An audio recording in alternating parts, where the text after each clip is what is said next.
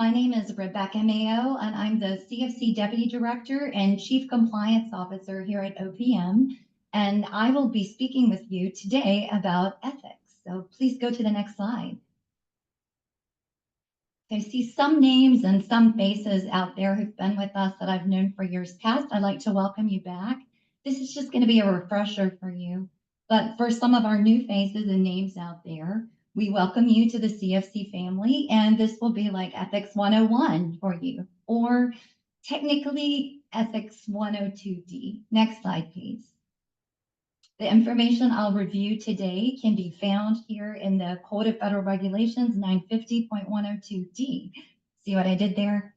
So this tells us kind of the who, what, how, and why of the CFC. So what are we? We're the only workplace giving campaign that must be offered to federal employees during regular working hours. The who and how: current federal employees, both civilian and active duty. How did they give? Using payroll deduction or electronically with credit or debit cards and e-checks or paper checks. And then the other group is contractors, credit union employees, other persons present on federal premises, and retirees. They can make single contributions by credit card, debit card, e-check, paper check, etc.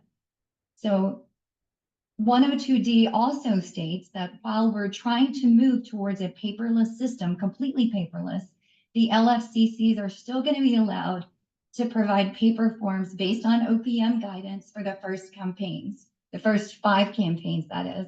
So this was implemented in the 2016 timeframe, and we are now in year 8.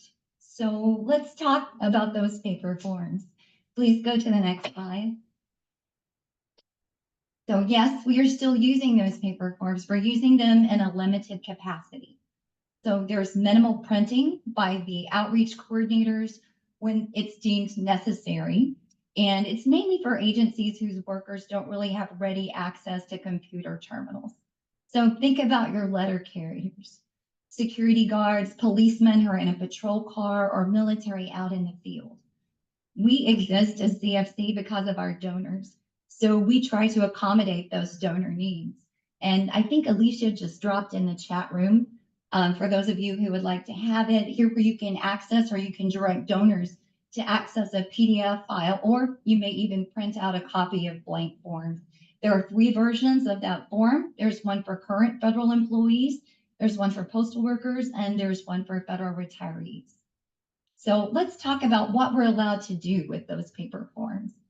So we can collect those pledge forms and paper checks if they're submitted with them. Remember, CFC doesn't any longer accept cash, and you'll hear that again throughout my presentation, no longer accepts cash. But when they do submit those forms to you, you're required to secure them, and there is a prescribed treatment of those forms because they contain PII. So when you are handed a completed pledge form, do seal it in an envelope to protect that PII. It's very important. Although we do have these paper forms, we really highly encourage the use of that CFC mobile app. It's easy, it's simple, it eliminates the need for any kind of sealed envelope, but we're not going to say no to paper pledges. Okay, next slide, please.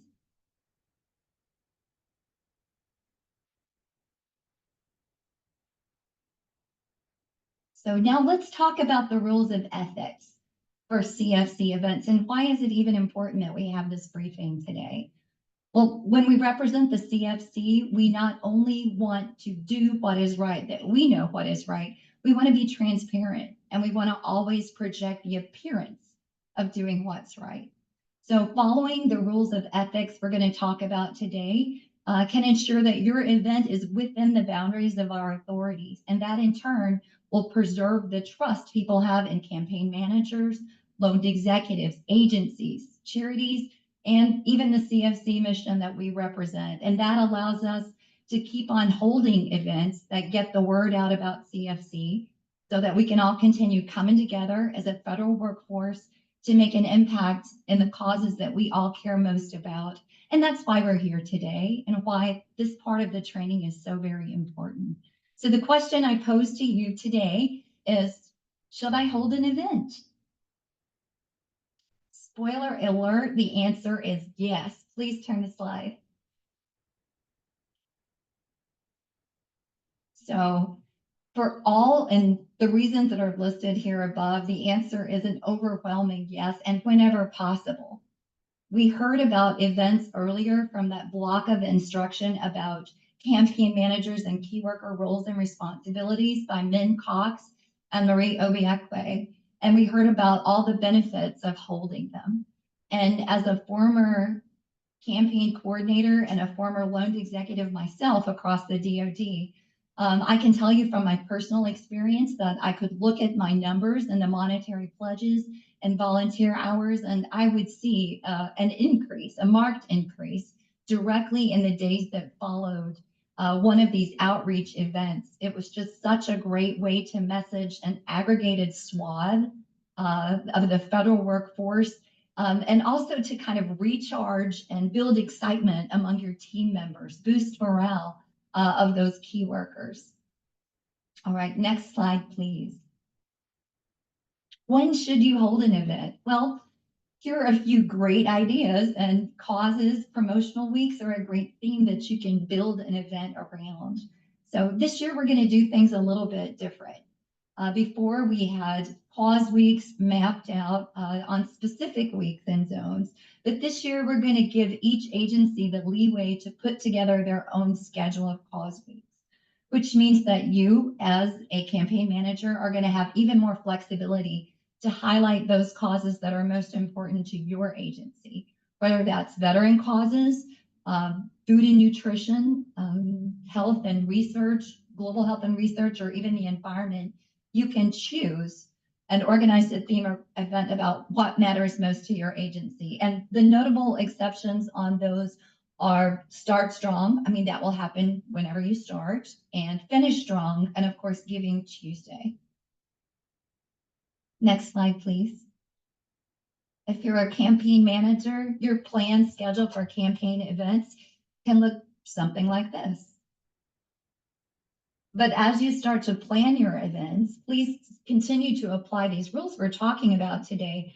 But don't forget what Min Cox said: whenever you're having a stand-up, some kind of all hands, even I've seen it done with a flu shot. Don't forget CFC and include a little bit, a speaker, a pitch, some materials in that campaign. Let your agency spend that same dollar and that same hour twice to also cover CFC. Next slide, please. So as we continue, I'm going to caveat some of the things I'm going to tell you today. I'll talk about the hard and fast rules and examples of what is allowable and is not allowable. But your agency actually has final approval, and they must approve certain things, have to be approved by them, like prizes and gifts. In some cases, speaking points have to be approved by them. And I can't really hand out a blanket indulgence or exemption to circumvent your agency's policy. So what am I really saying here? I'm saying that your agency can't overrule a hard and fast rule like the prohibition on collecting cash, but they can add to them. So keep in mind your agency general counsel and your ethics advisors are your friends. They're going to ensure that your event complies with the CFC regulations and those of your agency, and know that each agency's policy differs just a little bit. So you'll need to be acquainted with those points of contact to ensure that your event is a success. Also, each agency has its own timeline and process for how it approves things. So some go through pretty quickly and others are going to take more time. So the implied task here is, if you are a campaign manager or coordinator, give yourself enough time and build that into your planning calculus so that you can accommodate your agency's approval timeline. So what are these big things? The biggest things that must govern your events. So these are like the shout nots, for lack of a better expression. No cash. Told you you'd hear it again, and you'll hear it even again, no cash. Charities may not do independent fundraising or selling during events. They may not collect names of volunteers or for a mailing list. You can have pledge system demos, we actually encourage that you present that at your event. In the same token, we encourage that maybe you have some paper pledge forms available and you can collect those as long as you protect that information in a sealed envelope so that we are safeguarding our donors' trust in us and their PII.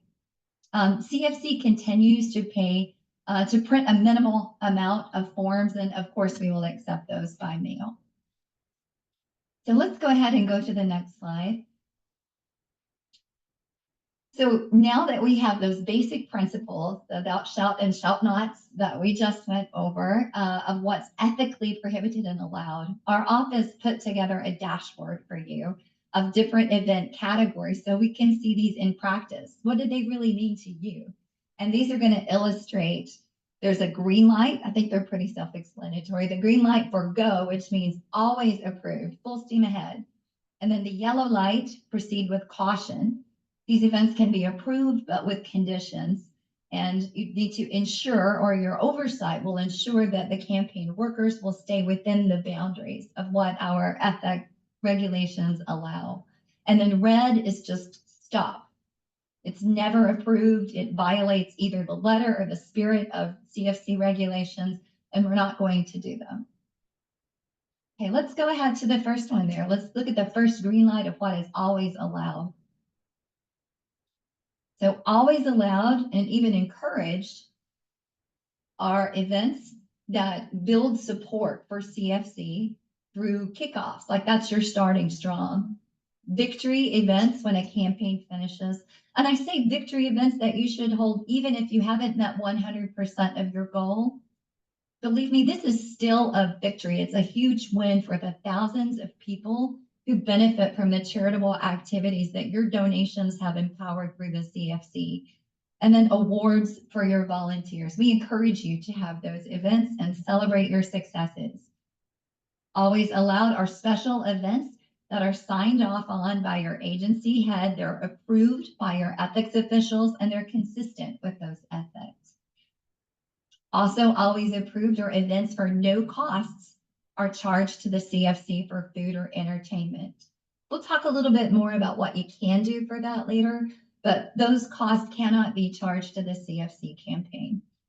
Allowed also are special events that promote the spirit of generating interest in the CFC. And those events have to be open to all individuals, regardless of whether they want to donate or not. What are some more of those green lights? Let's go to the next slide, please.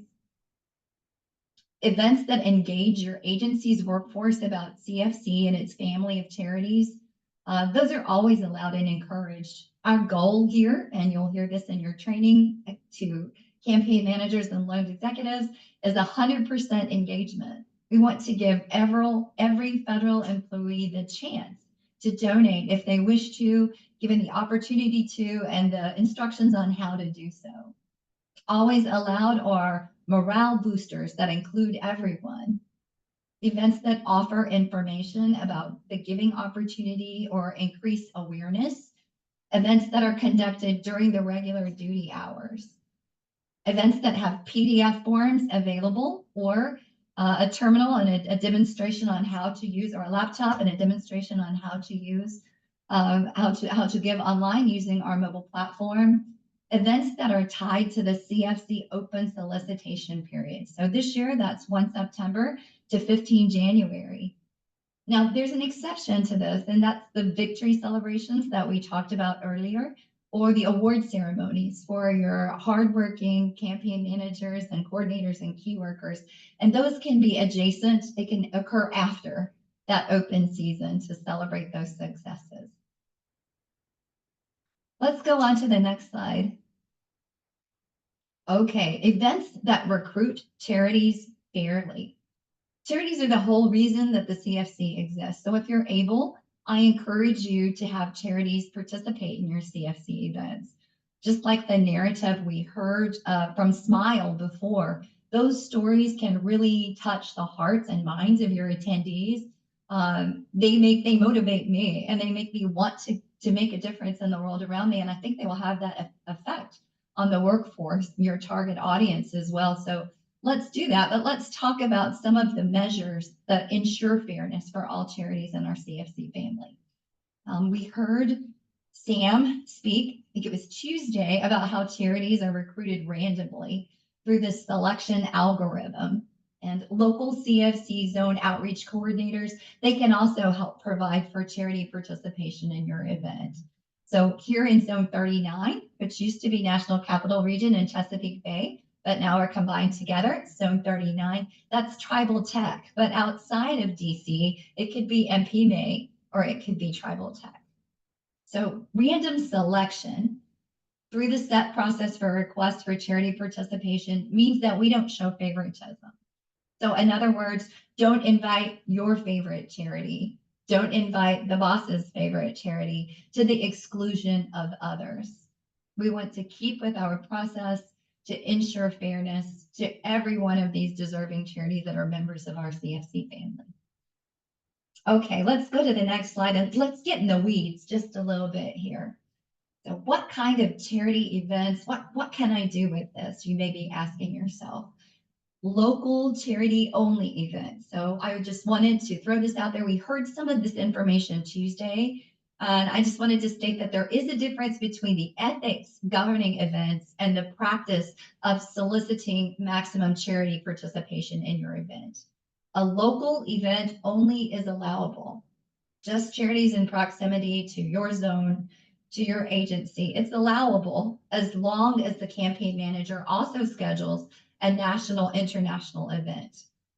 But there's a caveat, as Sam stated in the briefing on Tuesday, depending on the zone you're in, there may be a limited amount of charities. So if you restrict your event to local charities only, it can limit the number of charities you'll have present and limit your ability to have robust participation in your event. So if you're a campaign manager, it's really best to look into what's available in your local zone before you would restrict the attendance of charities and plan a local event only. I hope that is very clear to everyone now. So you can also request charity attendance by cause, but the actual charities will be randomly assigned. So what does this mean? Let me give you an example. There's two examples here of totally made up charities. If you're a Disney fan or if you like Finding Nemo, you will see my official Friends Not Food charity that I made up and stuck out there. So you can ask for an environmental cause, but if that were a charity, you couldn't specify that specific charity. If you're USDA and food and hunger are a very important cause that's very resonant to your workforce, you can have a charity fair, food and hunger causes, but you can't limit it to that one charity by name. It's going to focus the attendees, but it still will be random and fair to all of our charities that participate. And then do know that federations are allowed to substitute a different charity from its member list if the original organization has to drop out. If you have any questions about this, you can address those to cfcsupport@charity.org to find out more information. Please feel free to reach out to us. And I believe Alicia put that information in the chat window for you. All right, let's go to the next slide. Events that are allowed with conditions. This is the yellow light. So we talked about what's always allowed. What are some of the more sticky, more squishy areas that are in nature? Well, in an event, I get this question a lot. Can I offer prizes? Can I give away things during the event? Yes, you may, but prizes have to be modest in nature. They could be, examples could be a token gift, tchotchkes, minimal value. It could be lunch with the director if the director is willing. It could be an agency parking space for a limited amount of time. It could be a certificate that says you are the best chili maker in your agency, as proven by the chili cook-off, the CFC chili cook-off. It could be something like this, small in nature. So any of these examples can comply with the CFC ethical requirements, but they still must be approved by your agency's ethics officer. So your rules rule. And it has to be consistent with the Office of Government Ethics Regulation. And your ethics officer and general counsel will help you ensure that. You may raise funds, but you may only raise electronic funds, or if it's a check or money order, we don't encourage it, but we do accept it, that accompanies a completed paper form, you may accept that, and it must be stored again in that sealed envelope to protect PII of our donors. Charities may not raise direct funds. They can't sell anything or collect names of, say, like volunteers or mailing lists, but they can give away tokens. That's perfectly allowable. The tokens must be of nominal value. So if they so desire, they can give, I've seen candy bars, lollies, notepads, pens, tchotchkes of nominal value. Okay, let's go to the next and continue to explore those yellow light events. Agency remarks, definitely. You can have agency remarks, so it's yes, but it's a but. Senior leaders can make those overall supportive remarks about the campaign. They can't mention a single charity, and they may not, if they're a supervisor, directly solicit their direct reports. It's seen as coercive. They can't endorse a specific charity. They can't specify a specific donation amount, like everyone here give $1. If a campaign manager or a loan executive is called upon to write a speech or talking points, you're probably going to want to run those through your agency's Office of Communication and maybe even the OGC. So just good rule of thumb there. Overall unit goals, are those allowed? Well, yes, of course. We saw in Min's presentation on Monday how some goals are set for the whole agency across the board. And then she gave an example of WHS goals, and those are set by directorate to encourage that friendly competition. You can do that. That's fine. Those goals were in dollar amounts, but you'll notice that there's no goal of 100% participation because that's forbidden. All right, bake sales and that chili cook-off.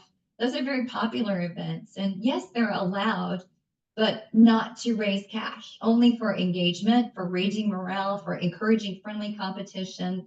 All those who wish to donate to CFC because they're inspired and motivated by their attendance of that event can do so, but they have to pay electronically and select the charity of their choosing. CFC no longer solicits undesignated funds. No cash. Can I have an event with only one charity speaker? You may be thinking. Yes, you may, but with the caveat that that speaker is going to give general remarks overall that represent all charities. Our OCs, the outreach coordinators, MPMA or Tribal Tech, they can train the charities for this, and they're there to help. Next slide, please.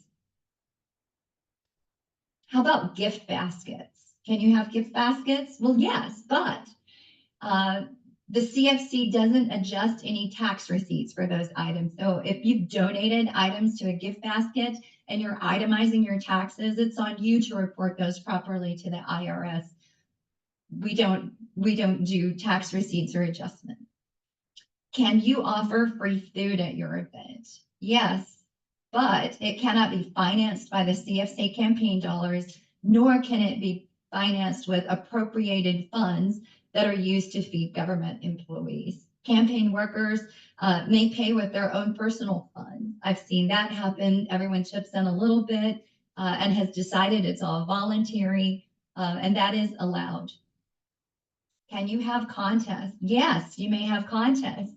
You can have a drawing or a contest. You just can't make any stipulation that you have to pay to play, which means that donors or participants, it can't be contingent upon your donation or your participation in the CFC. It has to be unconditional, chance for all.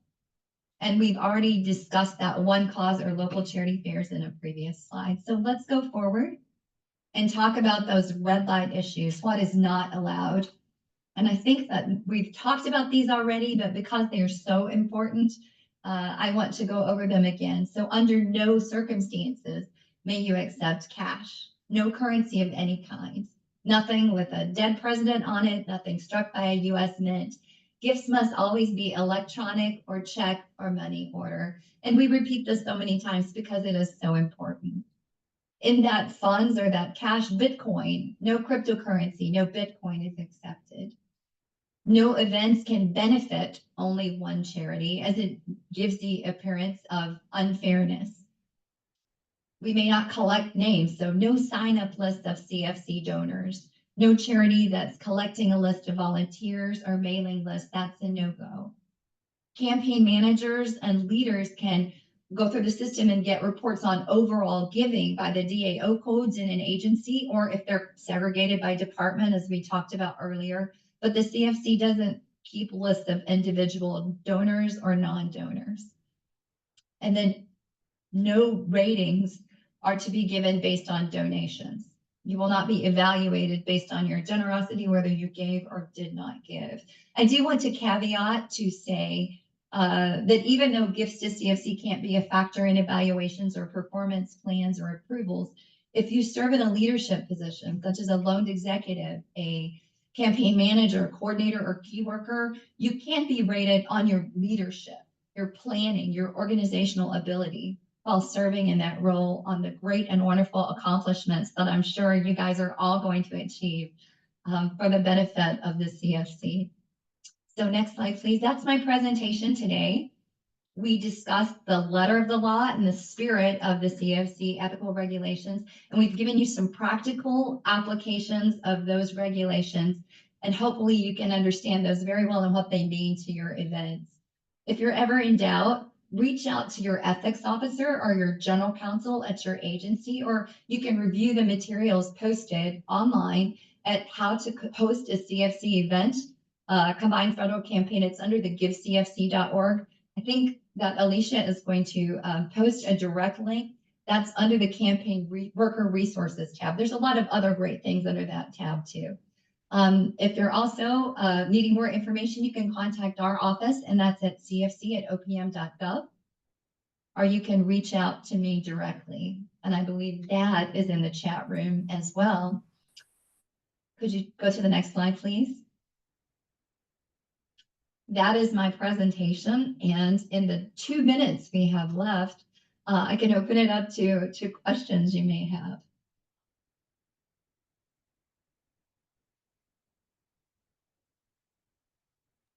Rebecca, go ahead, ma'am. No, I was just going to say, thank you all, Ms. Mean and Rebecca and Ms. Holden, everybody that's involved in this, Mr. Tashia. We thank you all. This is the most in-depth training that I've had a chance to actually attend. And so I just thank God I was able to attend this one because I'm off from work for a while. But yeah, everything has been great. I will have some questions, but then I know I can call you later on and also email you at rebecca.mayo@opm.gov. Thank you, and you're welcome too. All right. Thank you so much.